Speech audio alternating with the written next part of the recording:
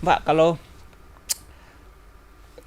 ini hal yang lumrah ya, bahwa eh, ini bukan mendiskreditkan enggak, tapi caleg laki-laki itu kan biasanya lebih gencar gitu ya, itu Mm-mm. untuk manuver politiknya gitu. Bagaimana Mbak bisa menyaingi ini loh, tidak mengimbangi lah pergerakan caleg-caleg ini, dan khususnya yang petahana ini loh, gimana?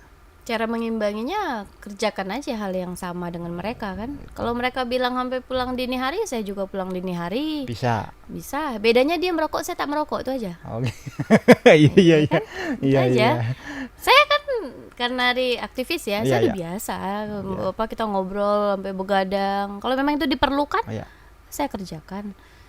Kalau memang harus itu dilakukan ya saya kerjakan. Yang penting nggak merokok aja. Nggak merokok aja. Ya kan kalau bapak-bapak biasanya kan diskusi Iya iya. sambil merokok gitu ya. Iya. Kalau saya kan enggak. Oke. Tapi Apakah tim saya merokok merokok aja, saya mah santai aja. oke, oke. Mm-mm. 80 kali Mbak turun.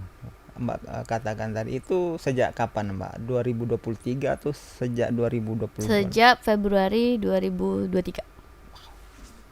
Berarti ada kemungkinan menjelang 2024 lebih gencar lagi untuk turun ya Iya, Mbak? target saya 400 pertemuan. 400 Hmm. pertemuan dari dengan 30 anggota calon konstituen minimal Iya. ya.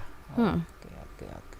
Jadi saya mau yang ketemu cuma 3 orang ya saya temuin. Tapi 3 orang ini siapa dulu kan Iya gitu. iya iya. 5 orang, 10 orang, pokoknya maksimal itu 30 orang. Oke. Dan itu di rumah-rumah warga. Rumah-rumah Hmm. warga. Mereka yang undang saya, mereka sediakan konsumsi, saya tak ini. Kadang-kadang saya ya bawalah gorengan gitu Iya iya iya ya, Mbak. tambahin. Ternyata mereka udah siapin soto. Ya, alhamdulillah Iya iya. gitu.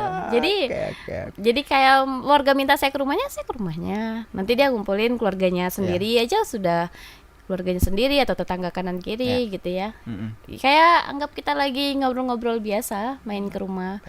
Nah, itu. Jadi udah ini sih lumayan lah. Oke Mbak, selain pertemuan itu mungkin ada cara pendekatan lain lagi yang coba Mbak lakukan untuk lebih mengakrabkan diri dengan calon konstituen Mbak tuh. Saya tetap maksimalin di pertemuan ya. Pertemuan Cuman ya. memang saya menjadi muda. Mm-mm. Pertama saya tadi perempuan, Mas muda. Karena partai saya Gerindra, ya kan? Iya iya iya. Coba Mas turun ke masyarakat deh. Ada nggak yang nggak suka partai Gerindra? Iya iya Gitu iya. ya. Lebih gampang diterima. Iya. Jadi begitu saya dari partai Gerindra. Oh Pak Prabowo, ayo Pak kami langsung. Pokoknya kalau udah presidennya dia bilang maunya Pak Prabowo, gampang lah tuh saya masuk. Nah itu juga menjadi kenapa saya pilih Partai Gerindra, ya kan? Ya ngapain saya terlalu apa ya, kalau partai-partai yang lain mungkin kan agak lebih kerja keras Iya. meyakinkan bahwa dengan partai ini saya bisa begini, saya begini. Tapi kalau dengan Partai Gerindra itu gampang jualannya gampang banget gitu loh. Ya Pak Prabowo kan elektabilitasnya lagi tinggi Iya juga lagi kan. tinggi juga Nah, ya. jadi saya juga, Ibu nanti 2024 dukung siapa kira-kira presiden? Saya masuknya dari situ dulu. Iya, iya, iya. Prabowo. Bu, jangan nanggung, jangan presidennya doang. Kalau Ibu bantu kita yang kota, provinsi, DPR RI-nya juga Gerindra, Iya. kan Pak Prabowo tuh ketua umumnya Partai Gerindra. Nanti Ibu aspirasinya kalau kota nggak sanggup, nanti kita bisa jolok tuh yang provinsi, kita bisa jolok lagi yang RI. Jadi satu paket. Nah, saya nggak tahu ya kalau yang caleg-caleg partai Gerindra gimana, tapi memang instruksi partai adalah kami itu satu paket. Oh, Jadi kota, provinsi, RI, presiden satu paket. satu paket. Jadi itu aja saya. Dan saya konsisten begitu Oke oke. bunyikannya, satu paket, dan ternyata lebih apa ya, masyarakat memang lebih mudah untuk menerimanya. Oh iya juga ya, jadi nanti kita milihnya nggak susah ya, Gerindra aja semuanya, iya kan enak kan. Iya iya iya. Jadi kalau kita memudahkan masyarakat, sebenarnya masyarakat juga ini kok apa ya, lebih mudah untuk kita Oke. tawarkan program-program kita. Gitu. Baik. Mbak, kira-kira selama ini segmen konstituen yang coba Mbak dekati apa-apa aja, dan dominan yang Mbak prioritaskan tuh apa, siapa gitu. Di awal-awal saya udah coba milenial. Milenial. Ya, cuman memang karakter milenial ini berbeda ya Berbeda. dengan ibu-ibu, dengan bapak-bapak. Karena waktu itu saya kira yang memilih saya hanya milenial. Kemudian saya masuk ke kelompok bapak-bapak. Ternyata bapak-bapak ini lebih enak daripada milenial. Mereka lebih diskusinya, terus kemudian membantu sayanya, lebih inilah mereka lebih enak. Ketemu saya sama ibu-ibu, ternyata lebih enak lagi ibu-ibu. Gitu. Artinya apa? Artinya saya ketika ada milenial datang ya saya oke. Bapak-bapak oke, ibu-ibu oke. Sebenarnya kan tujuannya yang penting apa? Tujuannya pertama mereka mau mendukung Partai Gerindra. Yang kedua, bisa satu tujuan dengan saya. Satu, kita bisa saling komitmen. Jadi mau gendernya apa, usianya apa, latar belakang pendidikannya apa, saya oke. Yang penting kita gerakan Indonesia Raya, dah. Itu aja saya.